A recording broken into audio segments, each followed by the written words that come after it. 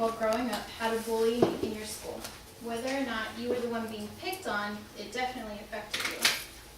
Child bullies have been around for centuries, showing aggression towards neighborhood children and placing fear in their fellow classmates. Child bullying is definitely a growing problem and is caused by being bullied or witnessing a bully in the home, such as domestic abuse, and can be reduced with a few easy, active solutions. The Journal of American Medical Association states that 30% of youth between the grades of 6 and 10 were reported to being involved in bullying, either as a bully, a target, or both. According to the archives of pediatric and adolescent medicine, violence among youth is of national concern. Now, what exactly is bullying? A book by Dan Olweus defines it as an act that involves the intent to harm and a power differential between the target and the bully. StopBullyingNow.hrsa.gov, the U.S. Department of Health and Human Services, gives examples and different types of bullying. Some of the examples are punching and hitting, which is the physical bullying, name calling or teasing, which is the verbal bullying. Also, there's intimidation through gestures and social exclusion, which is emotional bullying. And now, with all the technology that we have, there's even cyberbullying, which is sending insulting emails, text messages to push around somebody else.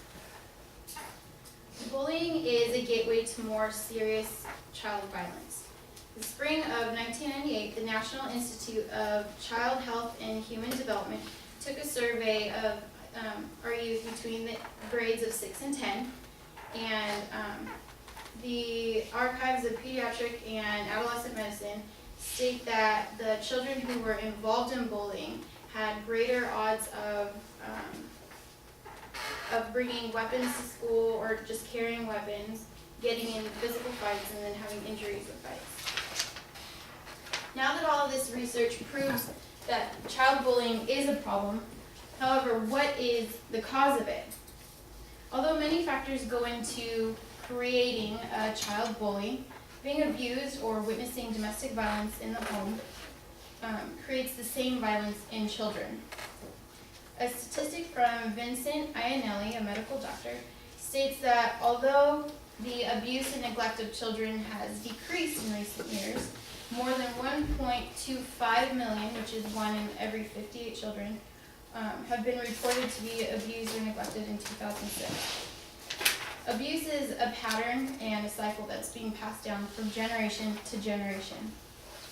At www.childhelp.org, they state that 30% of the abused children will continue to abuse their children when they have them. Alice Miller, which she is a psychologist who created a website kind of dedicated to this child abuse from her own life experiences. And she finds it logical that a child beaten would pick up this language of violence. Now, the National Center for Children in Poverty, Domestic Violence, and Welfare Policy state that 3.3 million to 10 million children witness domestic violence annually in the United States. An article by Melissa Stiles, another medical doctor, states that child witnesses display inappropriate attitudes towards violence as a means of resolution. Child witnesses are at greater risks of having external behaviors such as bullying, fighting, lying, and cheating. The Child Welfare Information Gateway also states that children exposed to domestic violence, there are higher levels of aggression, anger, and hostility.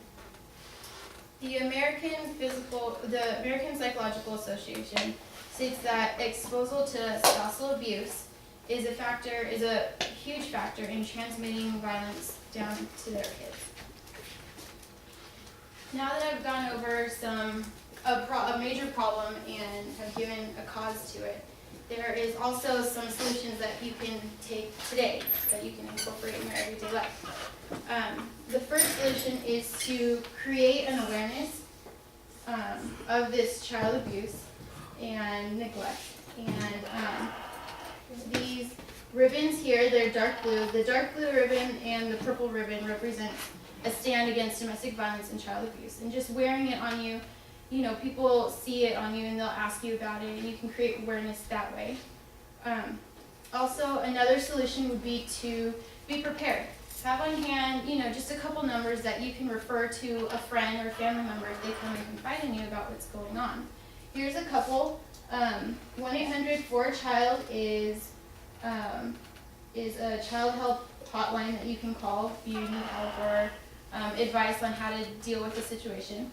And then this 1-800-799-SAFE is the National Domestic Violence Hotline that you can call if you need help in that area too. And also, in worst cases, you just call 911. And the last thing that you could do that is a little bit more difficult is report it if needed.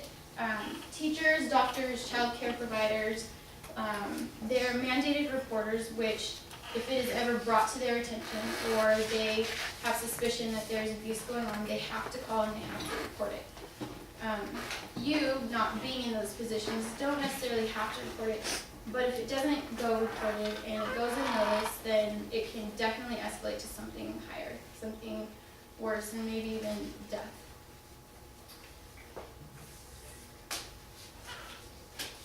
In conclusion, I've gone over a problem, the cause of it, and some solutions that you can use in your everyday life. And I hope that you use these solutions so that, you know, the next time when your kids go to school, then they won't be bullied and they won't be a bully towards other kids.